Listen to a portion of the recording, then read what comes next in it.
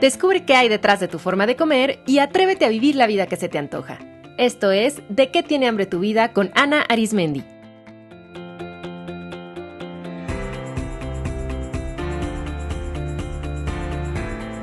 Este es el episodio 231, Trastornos alimenticios en niños, con Patti Villarreal.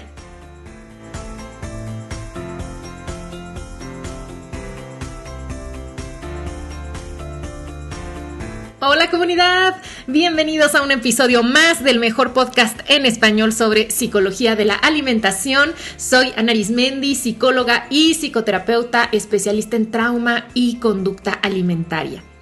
En el programa de hoy me acompaña la nutrióloga Patti Villarreal para hablar sobre los trastornos alimenticios en los niños.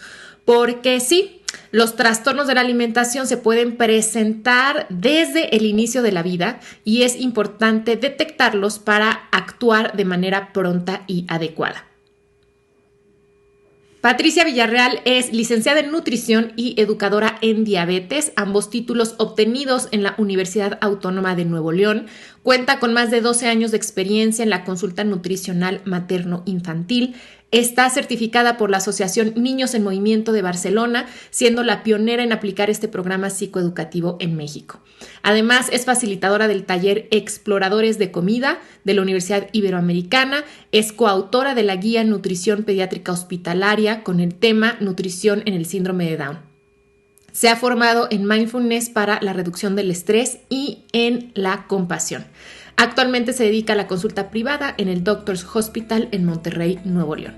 Que disfruten la entrevista. Hola Patti, bienvenida al podcast. Muchas gracias por acompañarnos. Gracias, Ana Arismendi, por invitarme. Patti, estoy muy contenta de que hablemos de este tema del que se sabe poco, pero que es bien importante, creo, para cuidadores y profesionales de la salud conocer para poderlo identificar a tiempo, que son los trastornos alimenticios en niños muy pequeños. Entonces, me gustaría pedirte que nos platiques cuáles son estos trastornos alimenticios que pueden presentarse en niños menores de 3 años. Sí, claro que sí, con todo gusto. Bueno, mira, como sabrás, yo estoy en la consulta materno-infantil y me dedico muchísimo a atender a las mamás y todos los problemas que surgen con la alimentación de sus bebés y de sus niños.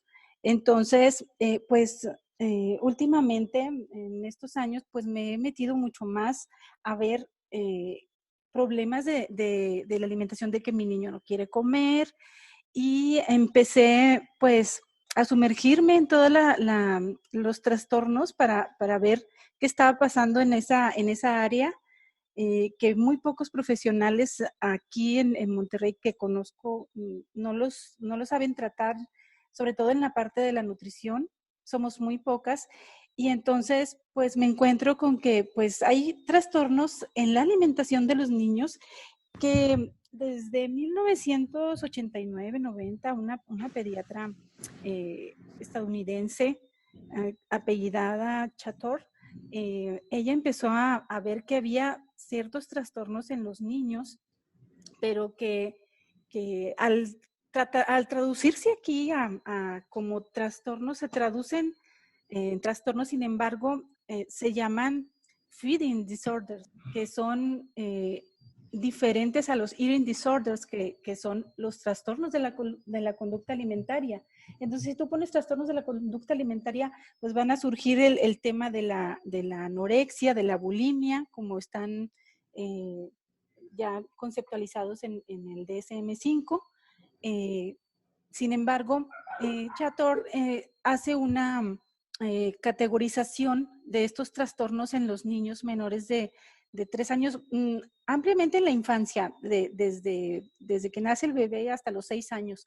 Y yo he visto más en menores de 3 años, y se trata de algunos conceptos que han propuesto ciertos autores. Qué importante, Patti, hacer esta distinción entre feeding disorders e eating disorders, porque en español no tenemos exactamente las palabras para hacer esa diferencia como sí hay en inglés, pero feeding implica una relación, es decir, alguien que alimenta al otro. Y eso pues tiene que ver mucho con la infancia y con las características de los trastornos que nos vas a ir explicando. Así es. Y es que esta parte de los feeding disorders involucra que, como es un bebé, un ser vivo que necesita de otra persona para ser alimentado. Ujú. Entonces, es ahí como pues algo simbiótico, ¿no?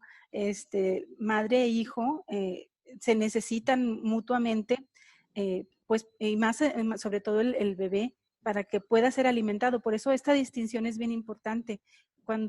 Si tú buscas información en alimentación, bueno, en trastornos de la alimentación o en la alimentación de los niños, siempre te va a aparecer puntualmente estos trastornos de la conducta alimentaria y hablan exactamente de bulimia, pero en este caso, haciendo esa distinción es que o ya sea la madre u otra persona que alimente al niño, Ujú. los que están involucrados en esta, pues, pues en esa simbiosis, como digo, Ujú. de alimentación, ¿no? Para el niño. Entonces, entendiendo esto, ¿cuáles son los trastornos alimenticios que se presentan en la infancia, Patti? Uno de ellos es el trastorno del estado de regulación. Ese trastorno más bien es en la habilidad para alimentarse previamente el bebé. Eh, ¿Qué significa eso? Que cuando el bebé nace, está eh, saliendo del útero y cortan su cordón umbilical, el bebé puede tener algún tipo de problema de adaptación para poder adaptarse al medio que acaba de llegar no se sabe alimentar bien. Entonces, Ujú. en- eh, eso puede ocasionar pues que el niño tenga una desnutrición rápida, tenga dificultad, empiece a tener ritmos irregulares y ese estado pues lo ve rápidamente pues un pediatra. Ahí nosotras no estamos presentes como nutriólogas, pero el pediatra se da cuenta inmediatamente. Otro Pati, y antes de pasar a otro, en sí, este trastorno del estado de regulación, sí. o sea, ¿cuáles podrían ser algunos signos que indican esto? Por ejemplo, que haya dificultad del bebé para el proceso de la lactancia. Sí, por ejemplo, o para algunas mamás toman la decisión de dar fórmula, Ujú. pues mira, el niño empieza a tener eh, ciertas características como que está muy dormido, demasiado dormido por mucho tiempo y la mamá a veces tiene que despertarlo para que coma. Ujú. O se muestran muy irritables y no comen. Entonces ellas se los quieren pegar, por ejemplo, al pecho o darles el biberón, por ejemplo, con su fórmula y no lo aceptan. O sea, batallan mucho para que puedan el niño aceptar ese alimento. De alguna manera el bebé no sabe cómo alimentarse y hay un trastorno ahí que es evidente, ¿no? Que no pueden calmar al bebé y las comidas son demasiado breves, da así como que unas tomas chupeteadas, por ejemplo, al biberón al seno y empieza a llorar. Son intervalos como muy cortos y no se alimenta bien este Ujú. bebé. Entonces, ¿y qué se puede hacer?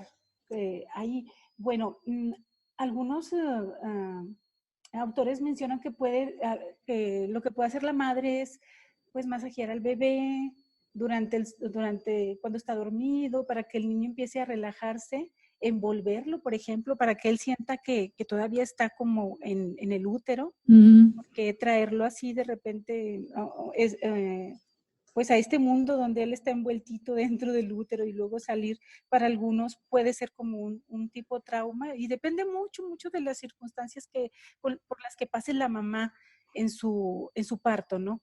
Ujú. Entonces, y si hay desnutrición, que empiecen a notar desnutrición, porque pues sobre todo esto se presenta en los primeros días, en las primeras semanas, 2 semanas, que el niño baja mucho de peso en la primera semana y que empieza a notar el pediatra que hay desnutrición, entonces al evaluarlo, pues el médico va a decidir si se le da un tipo de alimentación pues enteral, ¿no? Ujú. por la condición en la que se encuentre. Ya tendría que revisarse pues muy bien a este bebé y el médico es el que va a tomar esta decisión, ¿no?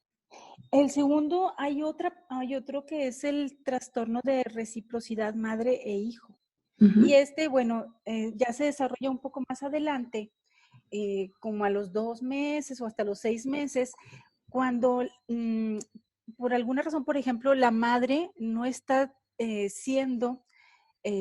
no está teniendo una relación afectiva con su bebé y puede llevarlo a que el bebé no esté comiendo bien o no esté alimentándose y nutriéndose correctamente y empiece a tener pues desnutrición, ¿no? Y se empiece a notar. Ahí el vínculo de la madre y del hijo, pues hay pues algún tipo de problema y puede ser ocasionado a veces cuando la madre tiene una depresión postparto, por ejemplo, Ujú. que no hay, rechaza al niño y no lo quiere alimentar porque tiene ella un problema, un trastorno. Entonces, antes este trastorno también se le llamaba síndrome de deprivación materna. Por eso mismo, porque las mamás podían cursar por algún tipo de depresión postparto. Y entonces se identifica porque pues el pediatra detecta que el niño cuando lo llevan a consulta pues no está aseado, no está bien atendido, presenta muy bajo peso y hay muy poca interacción del bebé y nulo contacto visual con las personas. O sea, Ujú. por ejemplo, 2, 3 meses ya el bebé ya pues debe tener pues sonrisa, balbucear y estos bebés no presentan eso. Entonces, pues son datos que al pediatra le llaman la atención y entonces se enfoca ahora en la madre, ¿no? ¿Qué está pasando con la madre? Bueno, ese debería ser, ¿no? Que ver qué está pasando con la madre o el cuidador de ese bebé. Entonces, Claro. ese es otro trastorno. Claro, yo aquí recomendaría muchísimo el referir con una psicóloga o con un psicólogo, ¿no? Que Exactamente. serían las personas adecuadas pues, también para hacer una evaluación de la mamá. ¿Qué está pasando en la mamá que no logra vincularse con el bebé? Y justamente poder dar ese tipo de herramientas. Quizá también aquí sería muy bueno una nutrióloga especialista en lactancia que también pueda acompañar a la mamá en este proceso de revincularse con el bebé. Así es, ahí sí ya, ya entra más bien un tratamiento multidisciplinario. Como dices, desde luego que la madre debe recibir tratamiento psiquiátrico, psicológico Ujú. y a lo mejor valorar un tiempo una separación de la madre con su hijo y luego después eh, ver también quién se va a hacer cargo de ese bebé en lo que la mamá se recupera y además también tratar al bebé para que se recupere también su estado de nutrición y empezar también como a darle un tipo de estimulación a este bebé para que se pueda alimentar, porque pues está teniendo un tipo de retraso, ¿no? Y esto es súper fascinante, Patti, y es un tema que a mí me encanta, yo sé que a ti también, Ajá. cómo están tan unidos y biológicamente están unidos en el proceso de alimentación con el proceso de desarrollo psicológico, social, cognitivo de un ser humano. Entonces, son esas mismas regiones del cerebro, esos mismos nervios, ¿no? De nuestro sistema nervioso autónomo, los que en este proceso de alimentación y lo que decíamos de feeding, ¿no? Del proceso de que sea otro el que me alimente, Ujú. cómo eso también va ayudando a fortalecer la confianza interior, la autoestima, el que un niño se sienta con la confianza de explorar el mundo, en el desarrollo de capacidades motrices. Entonces, realmente esto es muy importante, además de la parte de la nutrición, que obviamente si un niño no está recibiendo los nutrientes necesarios, pues no va a tener con qué desarrollarse, pero también la parte del desarrollo psicosocial. Sí, desde luego porque pues como seres humanos nacemos inmaduros. Uh -huh. Tal es el caso que, comparado con otros animales, nosotros nacemos y no podemos caminar y no podemos alimentarnos por nosotros mismos. Estamos todavía pegados a la mamá básicamente hasta el año, hasta que que este bebé empieza a caminar y empieza a descubrir pues, que es un ente separado de su mamá, como hasta el año y medio, 2 años. Entonces, todo este año, pues es crucial. De hecho, es que los primeros 1000 días desde el útero hasta que el niño cumple más o menos 2 años, hay pues una ventana bien amplia para que este niño pues sea un ser humano bien completo y que desarrolle todo su potencial, pues sí necesita tener toda esta parte social, psicológica y de nutrición también. Ujú, Entonces, todo es súper importante, ¿no? ujú. Bien, ¿qué otro trastorno se puede presentar? Sí, mira, bueno, hay otro que también, diferente a la anorexia, bueno, no tan diferente, es anorexia infantil. Ujú, Este, la anorexia infantil ah, puede que el niño empiece a dejar de comer. No es lo mismo anorexia nerviosa o nervosa, que es una anorexia donde el niño, ah, al momento de cumplir más o menos 6 meses, empieza una transición entre la leche materna que es líquida o la fórmula que es líquida a una alimentación complementaria que es con sólidos.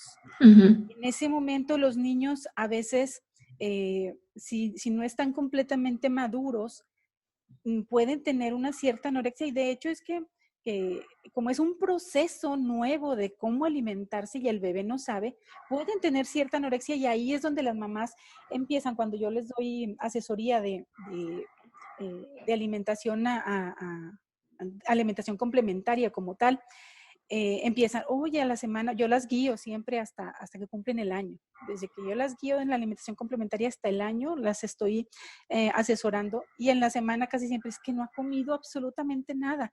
Y esto es perfectamente normal y yo les digo desde un principio, es un proceso porque el niño no sabe alimentarse con sólidos, él solamente sabe deglutir, entonces ahí para poder aprender a tragar el alimento sólido, pues es un proceso y hay que enseñarle y hay ciertas técnicas que les decimos a la mamá cómo le haga para alimentar al bebé y bueno, y empezar con otros temas como por ejemplo un tipo de alimentación como es el baby led weaning, que es que el bebé se autorregula solo y él come solo y trata de comer solo, ¿no? Ya esas son otras cuestiones. Bueno, pero ahí surge esta parte de la anorexia infantil y tal es el caso que dejan de comer los niños que las mamás, cuando no son asesoradas correctamente y que empiezan solitas ellas, el pediatra ya me dijo que tengo que darle papillas y empiezan a darle papillas. Si no saben la cantidad que más o menos un bebé empieza a comer y ellas tienen su propia idea de querer darle un frasquito completo de un alimento, empiezan a tener ellas ansiedad porque no se lo acaba, por ejemplo. ujú, El niño no está comiendo, no se lo comió, o sea, y me lo escupe y todas esas cuestiones le empiezan a poner a la mamá muy ansiosa y entonces empiezan a darle a estos niños a fuerza el alimento. O sea, le abren la boca y le meten la cuchara y le meten el alimento y entonces empieza a haber ahí una relación, una mala relación con la comida. Y entonces ahora, cada vez que el niño le vas a dar de comer, para él es un sufrimiento y empieza a llorar y empieza pues a ponerse bien inquieto y la mamá ya no sabe qué hacer porque no quiere comer y ahí empiezan los problemas. Los niños dejan de comer porque ya tuvieron experiencias que no son agradables cuando se les va a dar de comer. Y entonces ahí es cuando ya van conmigo, es que no quiere comer porque llora mucho. Y así, entonces empezamos a buscar a ver qué está sucediendo, qué pasó, que el niño no quiere comer, que está escupiéndola. Y entonces empezamos ahí sí a revisar. El pediatra es el primero que lo revisa y después que ve que no es una cuestión orgánica, que más bien es conductual o psicológica, pues ya lo vemos nosotras y empezamos a ayudarle a la mamá primero a entender cómo se alimenta este niño y las cantidades que este niño necesita y requiere y que básicamente hay que ayudarles a los niños a dejarlos que se autorregulen solitos, ¿no? Y que la mamá se tranquilice y empiece a hacer una alimentación con un ambiente más tranquilo y que ella se relaje, porque ese mismo estrés que ella tiene se lo pasa al bebé. Y bueno, eso se tiene que personalizar bastante con cada mamá, porque hay muchos factores que inciden en que un niño deje de comer y entonces hay que hacer una historia clínica bastante exhaustiva y hacer preguntas, pues desde que está en el útero, desde cómo la llevó en el útero, Ujú. mamá, desde qué comió, si lo pasó bien en el embarazo, si no lo pasó bien, qué alimentos estuvo consumiendo, si no comió, si ella también tuvo problemas para alimentarse. Todo eso va a incidir en que el niño acepte o no acepte alimentos después de los 6 meses de edad. Entonces, por ejemplo, si una mamá come bien, todo lo pasa bien, el niño es más probable que cuando inicie la alimentación complementaria y le empieces a dar los alimentos correctos, los acepte mejor, los acepte más fácil, porque ya desde el embarazo, el niño en el líquido amniótico ya está probando el alimento que estamos consumiendo. Por eso yo les digo a las mamás, a ver, ¿y qué estuviste comiendo en tu embarazo? Y ya se tapan la boca y dicen, bueno, pues es que se me antojaban muchas chatarritas así, así. Entonces, O no comieron suficiente también. exacto, o tuve muchas náuseas durante todo el Ujú. embarazo, no comía nada, tuve desnutrición, tuve preeclampsia, o sea, muchos factores que inciden. Entonces, en la anorexia infantil sí hay que escudriñar muy bien qué está pasando con la mamá para poder dar un diagnóstico y entonces ya poder intervenir correctamente, ¿no? Hay dos cosas que me gustaría enfatizar de lo que acabas de decir, Pati. Número uno, Ujú. entender que nuestra relación con la comida comienza con los inicios de nuestra vida, ¿no? O sea, no empieza ya que estamos aquí afuera en este mundo y que empezamos a probar algo por la boca. O sea, realmente inicia desde nuestra gestación. Exacto. Y creo que apenas ahora nos estamos dando cuenta de todo esto y por eso las mamás también, qué importante que tomen en cuenta su rol en obviamente en el aspecto nutricional durante la gestación, pero también en la parte emocional, que pues ya vimos que van muy de la mano, ¿no? No es solamente con qué me alimento, sino cómo me estoy alimentando a lo largo del embarazo. Me estoy alimentando con angustia, me estoy alimentando con un terrible miedo a engordar, por ejemplo, o por alguna razón, como tú dices, muchas náuseas o algo, no me estoy alimentando lo suficiente e incluso hasta la mamá puede tener miedo a comer. Entonces, todo eso como también va influyendo en la relación que ese bebé va a tener con la comida, aunque parezca increíble, ¿no? Que no nos demos cuenta. Entonces, qué importante también eso considerarlo. Y lo segundo también que quiero enfatizar es decirle a las mamás que no están solas. Yo sé que muchas veces se puede sentir mucha desesperación, mucha ansiedad, mucho una sensación de fracaso, de cómo no, o cómo mi bebé no come, ¿no? ¿En qué estoy fallando yo como mamá? Y decirles que es muy natural que haya este tipo de retos y que no están solas y que se acerquen con las personas especialistas. O sea, aquí se necesita una nutrióloga especialista en el tema materno-infantil. Así es, Uh así -huh. es. Ya para con este tema también quiero decir que el tratamiento pues requiere también de un equipo multidisciplinario, además de las nutriólogas, requiere de establecer cuestiones conductuales, ¿no? De horarios, Uh -huh. de también la otra parte de que cómo estoy teniendo mis horarios de comida, si nada más alimento al niño y no como con él. Todas estas cosas son importantes o lo estoy alimentando frente a televisor o le doy el iPad o le doy el celular. Todas estas cuestiones Claro. durante estos 6, 7, 8, hasta los 9 meses, me llegan mamás con problemas de anorexia infantil y ya cuando me llegan, pues ya traen, ya el pediatra ya me los envió porque algunos sí puede y no puede que tengan desnutrición.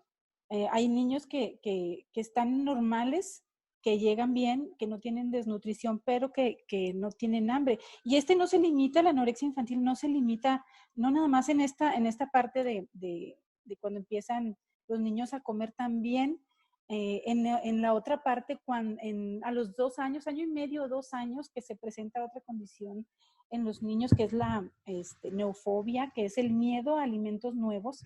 Y ahí enfatizo que si en los primeros 6 meses no les dimos a los niños una variedad de alimentos que nosotros queramos que ellos coman, mientras yo lo coma como mamá. No le voy a dar, por ejemplo, un ejemplo así burdo, espárragos, y yo no como espárragos. Sí, tiene que ser una alimentación donde se vaya adaptando a la alimentación familiar, porque cuando llegan al año, que es cuando ya pueden comer de todo lo que, más bien una alimentación normal, ya no, ya, adaptada en texturas, pero que es ya básicamente que tiene sal, que puede comer lo que yo como mamá. Ahí es otro problema, porque luego las mamás dicen, es que, ¿qué le doy al año? Pues lo que tú comas. Pues es que no sé cómo, porque ahí es donde dijiste, están a dieta, no quiero engordar y estoy con una alimentación a dieta, ¿cómo le voy a dar a mi niño? O sea, ¿cómo lo voy a alimentar? Sí, por eso se tiene que tener pues una intervención multidisciplinaria también. Y además quitar todas estas ideas que de pronto existen de los niños tienen que comer especial o que hay comida para niños, que eso es un invento del marketing.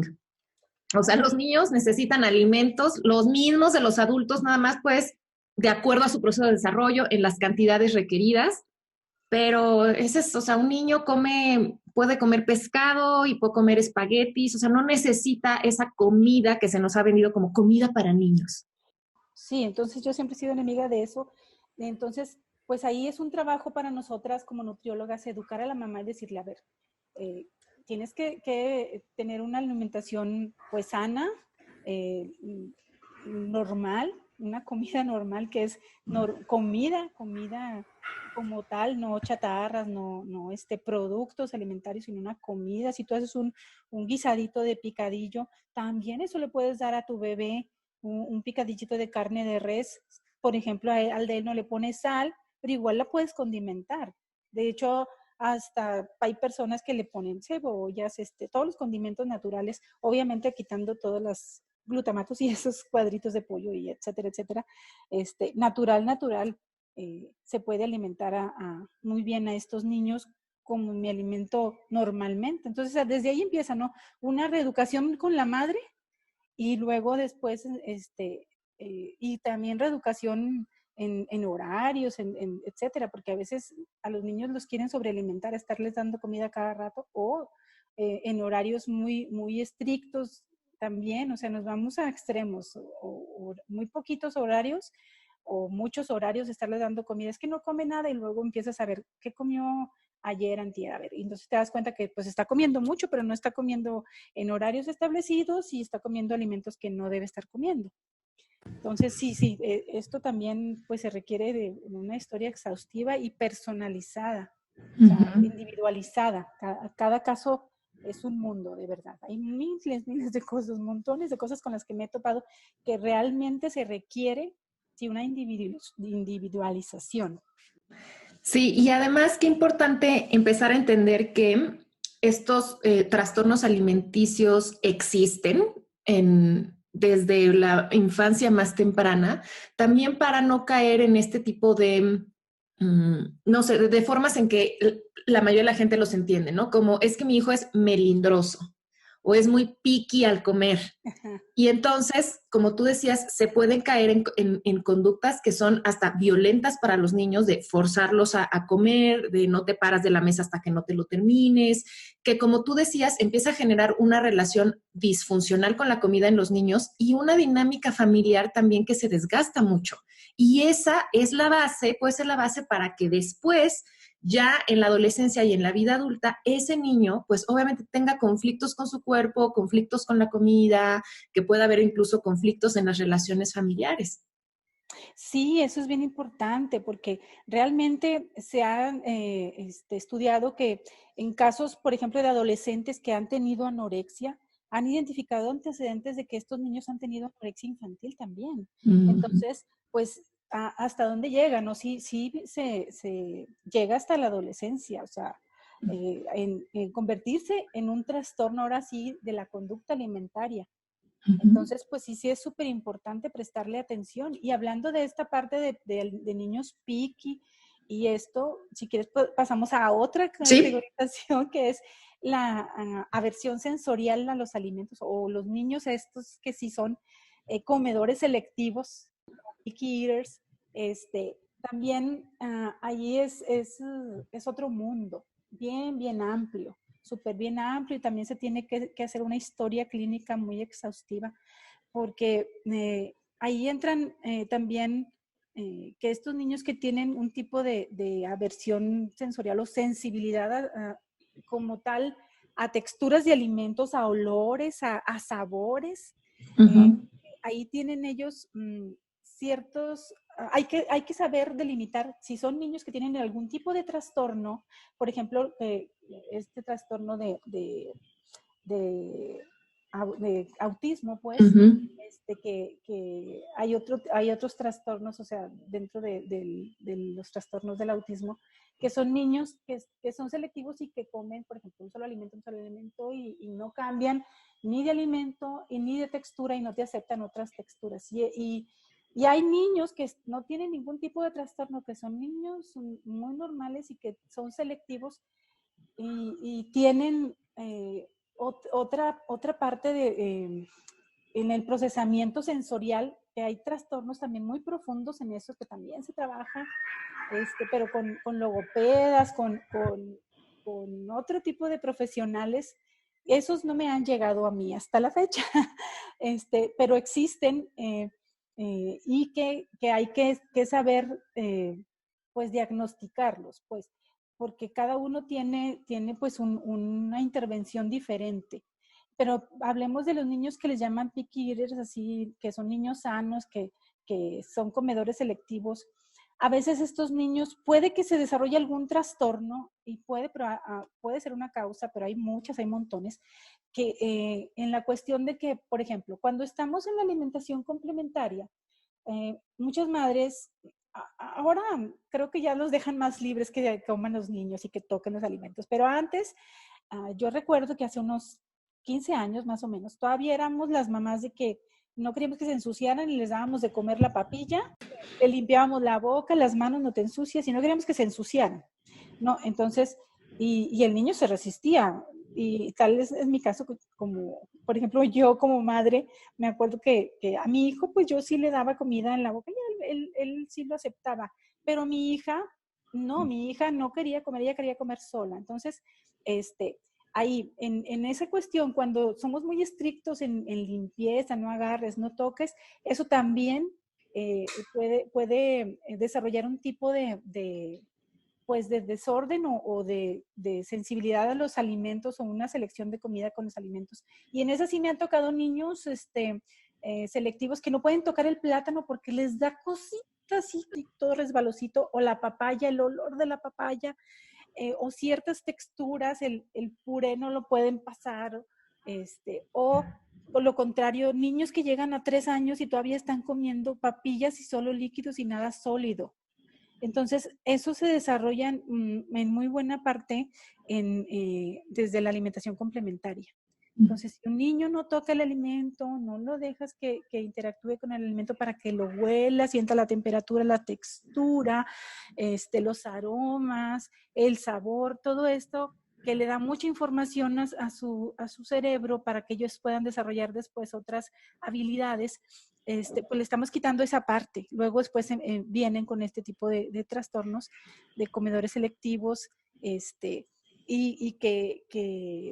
pues que hay que tratarlos, ¿no? Y también pues es el tratamiento pues uh, más o menos se tiene que hacer como una um, alimentación continuada, así de exposición continuada del alimento y que el niño eh, lo vuelva como a aceptar con pequeñas cantidades. Hay en un hospital donde utilizan una herramienta muy buena, muy sencilla, que es la repetición continuada. Eh, ¿Cómo lo hacen? Lo hacen así, mira, por 14 días continuados, o sea, seguidos, día tras día, le presentan al niño el alimento que quieren que el niño empiece a aceptar.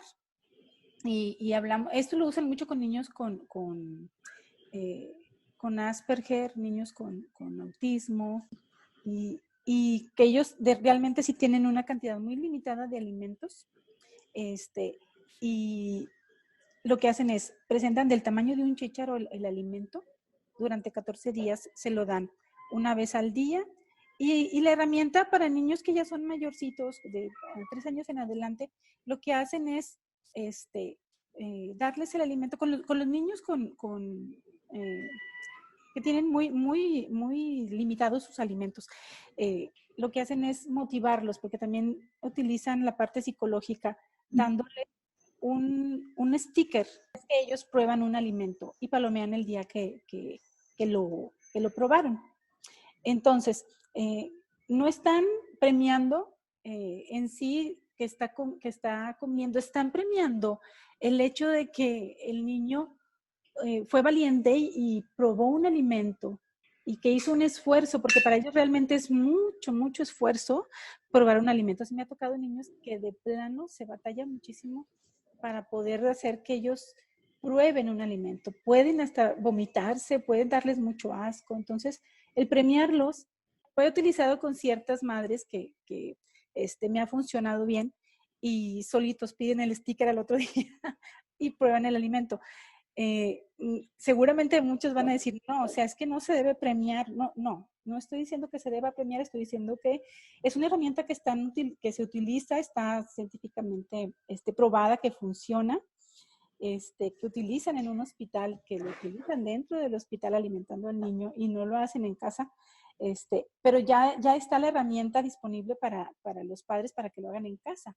No, y además que esto es en casos específicos, ¿no? No estamos hablando como de cuando se premia de, ay, te comiste esto, o, ¿no? O te fue bien en la escuela y te premio con comida. No, o sea, estamos hablando de casos donde realmente los niños están tan limitados en su variedad de alimentación que eso está afectando su nutrición. Uh-huh. Y que además eso es una muestra, porque así como somos con la comida, somos en muchos aspectos de la vida, es una muestra también de que muchas veces el niño está limitando sus posibilidades en otros aspectos de la vida, no solamente en la comida.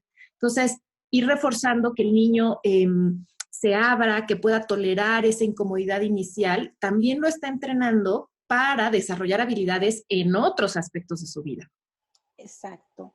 Exacto, y entonces pues esa herramienta me gusta bastante, porque a los 14 días el niño básicamente ya acepta el alimento, y luego continuamos con otro, y así se va haciendo más grandes sus alimentos, ¿no? Más la lista de alimentos que él consuma, y muy importante, pues tienen que ser alimentos que se consuman en la casa, ¿no? No de que yo quiero que consuma y yo no lo como como mamá, no, yo quiero que tome leche y yo no tomo leche, no. Entonces, pues ahí ya son otras cuestiones, ¿no? Nada más, algo más a esto que dices, porque este tema de la integración sensorial cada vez pues hay más estudios y se entiende un poquito más. Y creo que aquí también se requiere mucho de la observación de los cuidadores principales. O sea, generalmente es la mamá, pero la verdad es que muchas veces los encargados de alimentar a los niños a veces son una abuela, a veces es una nana. Entonces, todas esas personas que están alimentando a los niños, que tengan esta actitud curiosa, observadora, para darse cuenta cuál es esa sensibilidad especial que tienen los niños, porque yo he observado que no siempre es que tengan una sensibilidad a lo obvio con la comida, por ejemplo, al olor, a la textura o al sabor. Hay veces que los niños son muy sensibles al ruido. Y entonces, cuando están comiendo en ambientes muy ruidosos, eso los perturba. Se sienten abrumados y entonces ya no pueden involucrarse en comer. Entonces, como que ir notando o sea, cómo reacciona el niño. Y hay familias, por ejemplo, que o son muy ruidosas a la hora de comer, o quizá están comiendo en un restaurante o en el trabajo, no sé, y eso, quizá el niño tiene una sensibilidad al sonido, a veces a la posición en la que está su cuerpo. Entonces, pues creo que aquí es importante para todos los cuidadores el tener esta actitud de observación, de curiosidad, hasta de abrirse a hacer ciertos experimentos. ¿Qué pasa si pongo a mi hijo en una posición diferente para comer? ¿Qué pasa si nos vamos a una habitación donde nada más estamos los dos y no hay tanto ruido? ¿Qué pasa si pruebo si no es tanto el sabor, sino más bien es la textura y entonces cambio la manera de preparar el alimento? Entonces, creo que los cuidadores deben de estar muy abiertos a hacer experimentos y observar. Así es, y sobre todo eso que dices bien importante, cuando ya son trastornos así sensoriales, son trastornos muy graves porque pueden ser los olores simplemente, no de la comida, sino otro olor que no lo está dejando, eso es súper muy fuerte para él, que no Ujú. lo tolera, así como el ruido, como dices, pueden ser olores, este, puede ser incluso texturas donde estoy sentado, lo que toco, etcétera, etcétera. Son cuestiones pues fuertes para estos niños que, digo, estos casos no me han tocado así, pero existen, ¿no? Y hay institutos en Estados Unidos que trabajan todo esto y pues son pues terapias, ¿no? Terapias que a veces que son cosas que los niños se llevan toda la vida. Entonces lo que hacen en estos institutos es ayudarles a adaptarse, ¿no? A este mundo y que puedan ser funcionales aún y con esta sensibilidad sensorial que tienen tan fuerte, ¿no? Así es, porque lo más importante es que si esto se detecta en la infancia temprana, es mucho más posible ayudar a que el sistema nervioso se regule. Hay muchas intervenciones sensoriales que se pueden hacer que ayuden a que el niño ya pueda regular esa parte que le está generando sensibilidad.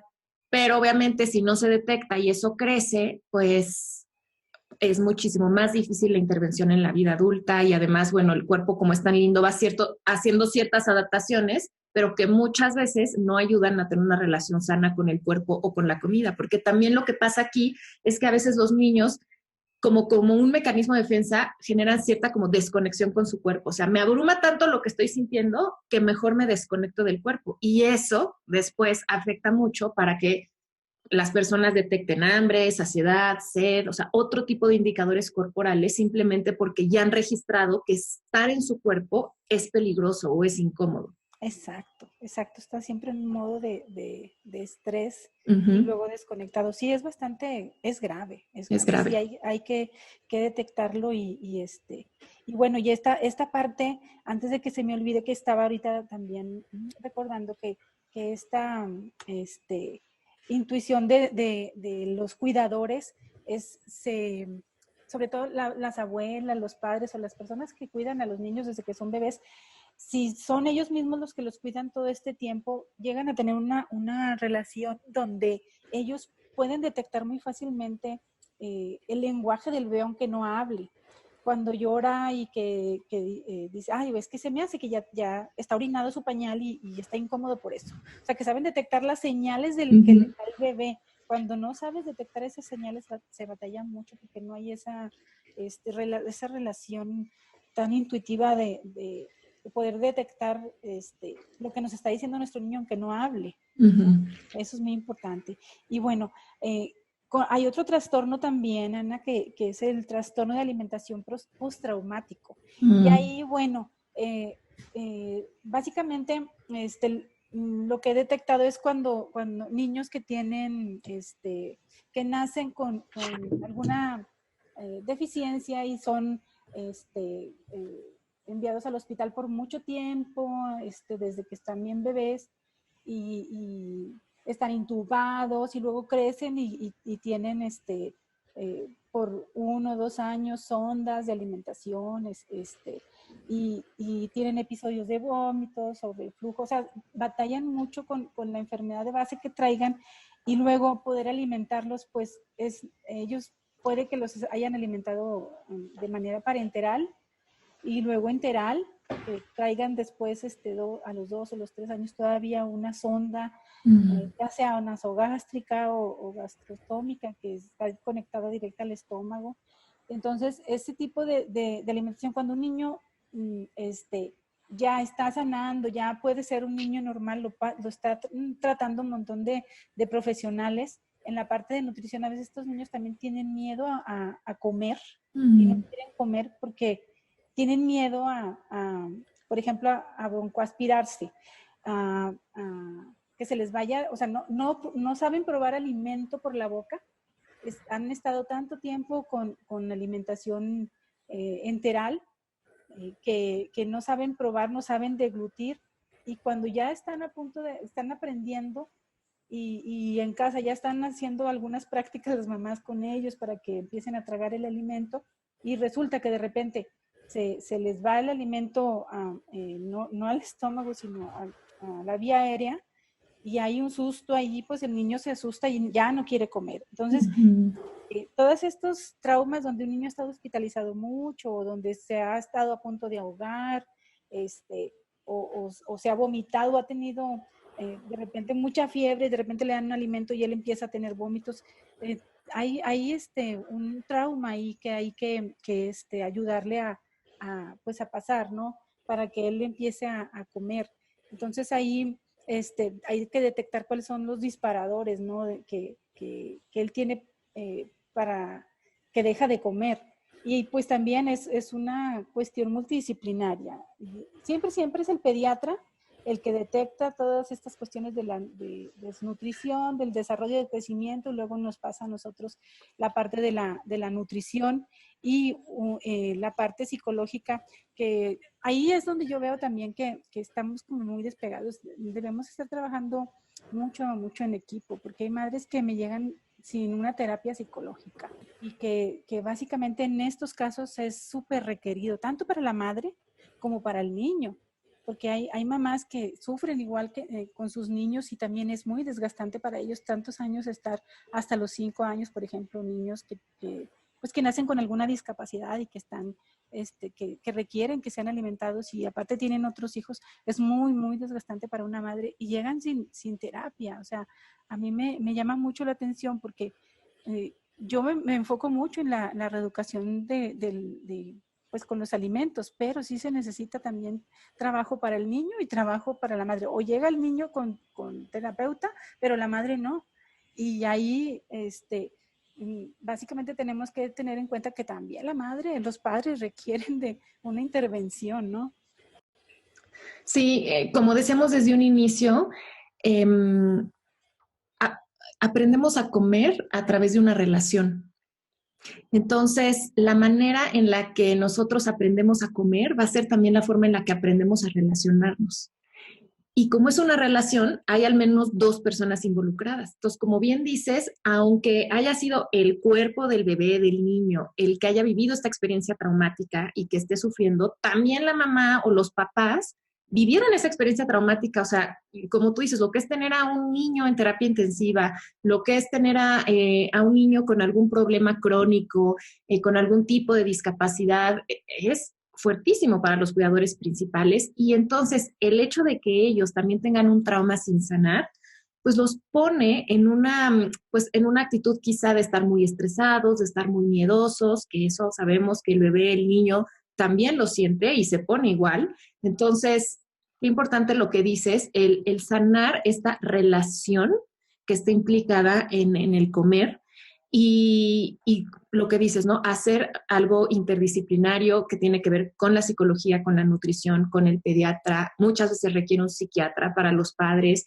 y también saber que existen terapeutas específicos de la deglución. O sea, hay terapeutas que enseñan a los niños a través de diferentes ejercicios cómo alimentarse, cómo hacer la deglución. Entonces, también es un recurso que está ahí y que es súper valioso.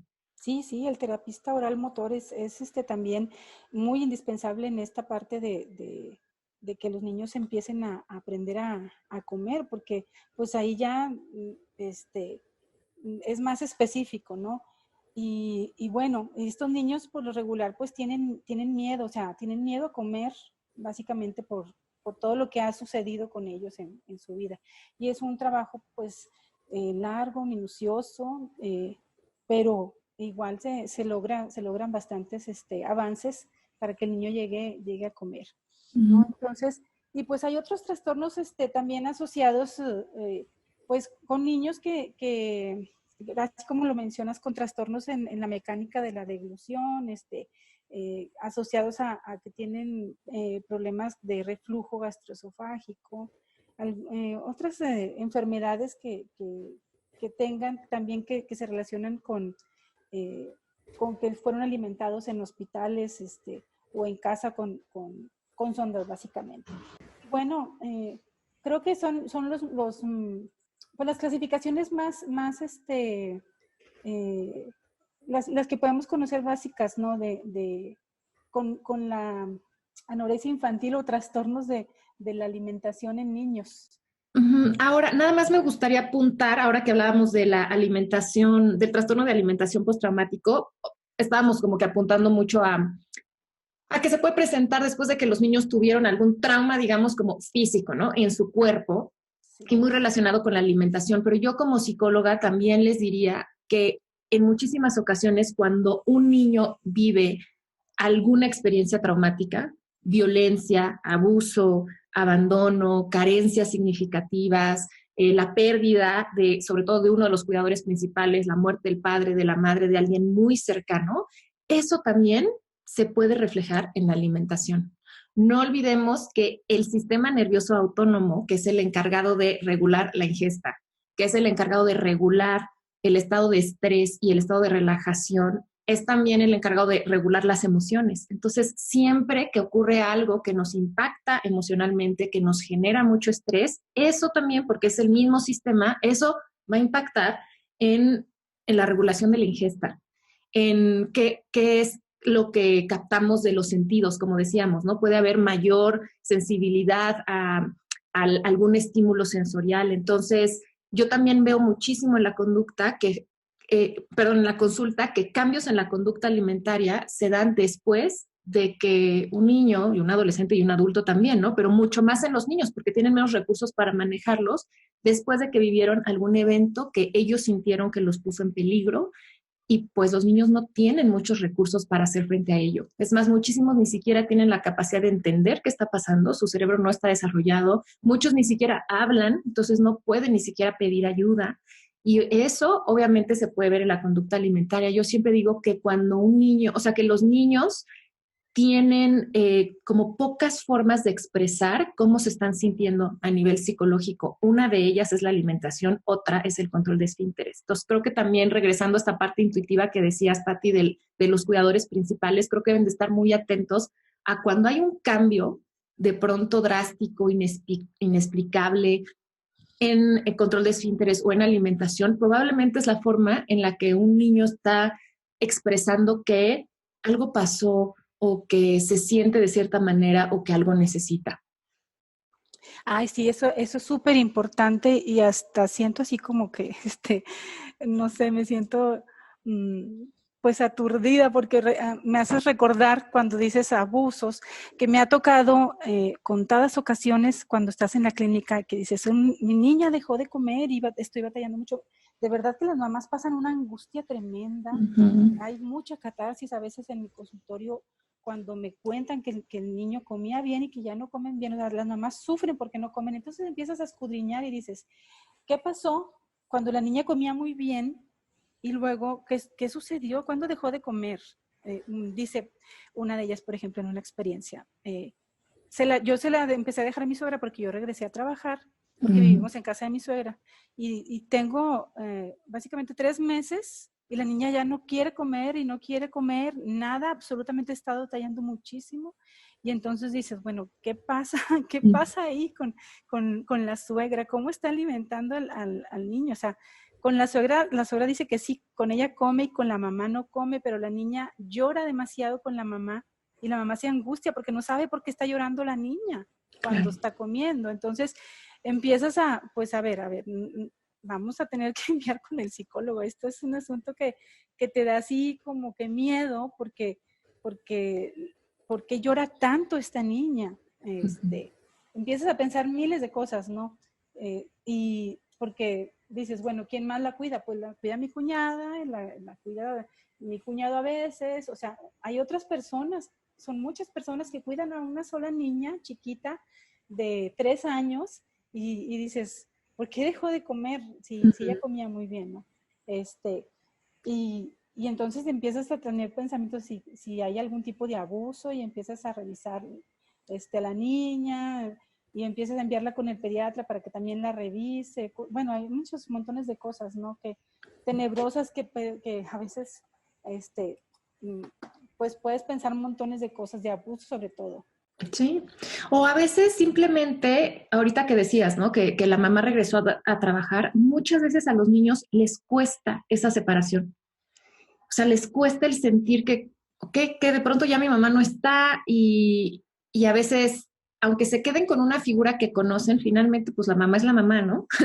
Entonces, a veces esas transiciones a los niños les cuestan trabajo y hay que hacer una intervención para que los niños entiendan y cómo facilitarles el proceso de separación. Entonces, sí, o sea, lo que dices creo que es muy importante también que pediatras y nutriólogas lo tengan en consideración. O sea, cuando hay un cambio por ahí en peso, en alimentación, en esfínteres, vamos a ver más allá, digamos, del orgánico, ¿no? O sea, además, claro, de explorar de, bueno, a ver, ¿qué está pasando? ¿Hubo una enfermedad? ¿Qué pasó? Hay un problema del desarrollo, como tú decías, a veces es parte de un proceso, pero no perder en cuenta hacer preguntas como tú decías, a ver, cuéntame qué ha pasado en la familia en los últimos meses, desde cuándo empezó este cambio, qué estaba pasando, pues para considerar si no hay algo en el ambiente familiar que también puede ser que simplemente le haya generado mucho estrés, mucho miedo al pequeño o la pequeña.